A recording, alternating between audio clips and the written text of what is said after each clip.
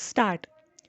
As our chairman reminded you, our neighbors are all the countries of the world now, so that we cannot relate our foreign policy just to a few countries around us, but have to think of practically every country in the world and take into consideration all the possible areas of conflict, trade, economic interest, etc. Stop.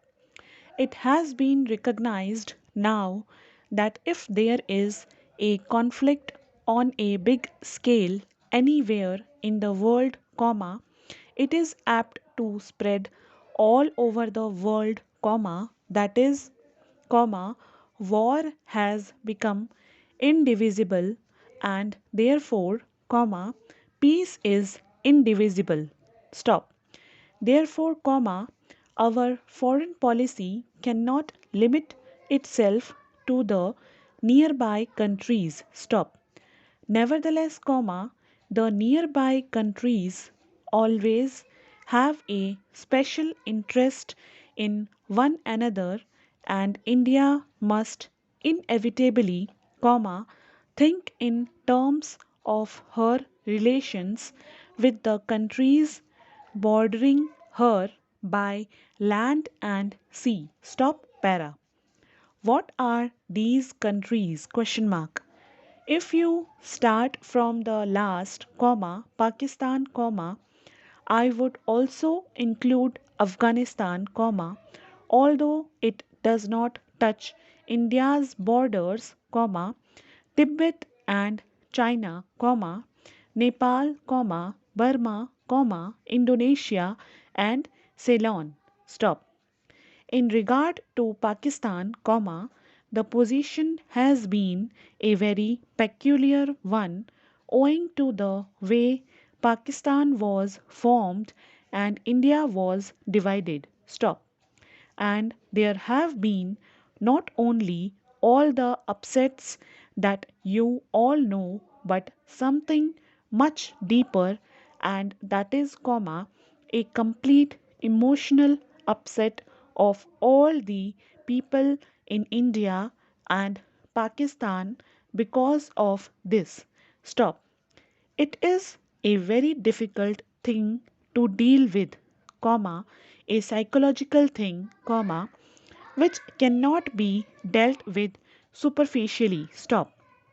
A year and a half or more has passed, and there is no doubt at all that our relations have improved and are improving. Stop.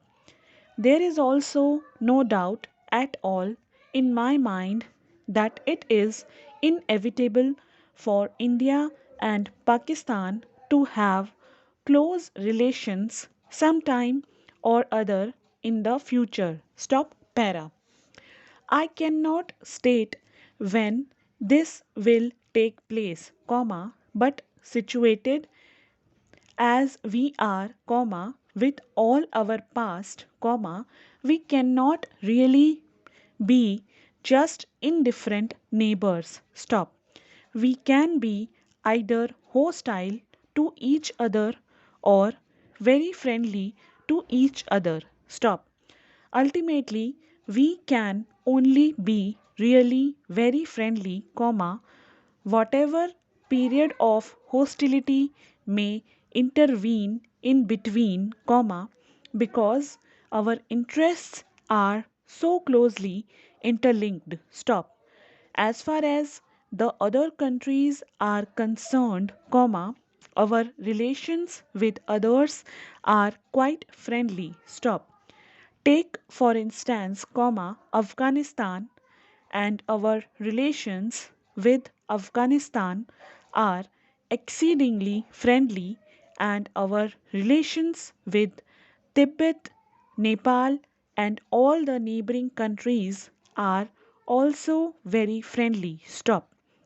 If our neighboring countries have, in a sense, the first place in our minds, comma, then the second place goes to the other countries of Asia with whom we are also fairly intimately connected. Stop. Now, comma, India is very curiously placed in Asia and her history has been governed a great deal by the geographical factor plus other factors. Stop.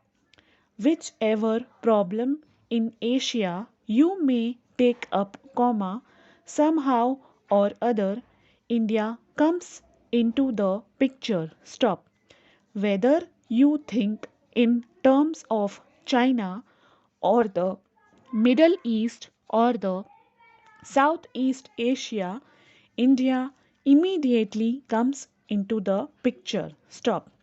It is so situated that because of past history, comma, traditions, comma, etc., comma, in regard to any major problem of a country or a group of countries of Asia, India has to be considered. Stop. Whether it is a problem of defense or trade or industry or economic policy, comma, India cannot be ignored. Stop. She cannot be ignored, comma, because as I said, comma, her geographical position is a compelling reason. Stop. She cannot be ignored also, comma, because of her actual or potential power and resources. Stop para. Therefore, comma, whatever our own views may be, comma, by virtue of her practical position and other reason, comma, India is bound to play an important part in Asia, whether it is Western Asia or the Far East to Southeast Asia. Stop. It so happens, comma, of course, comma, that even culturally speaking, comma, our bonds are very great with all these parts of Asia, comma, whether it is Western Asia of the Far East or Southeast Asia, and these bonds are very old and persistent. Stop. A very curious thing happened when, comma, roughly speaking, British power came to India and British dominion was established here. Stop. This was the reason why we were cut off from our neighboring countries of Asia. Stop.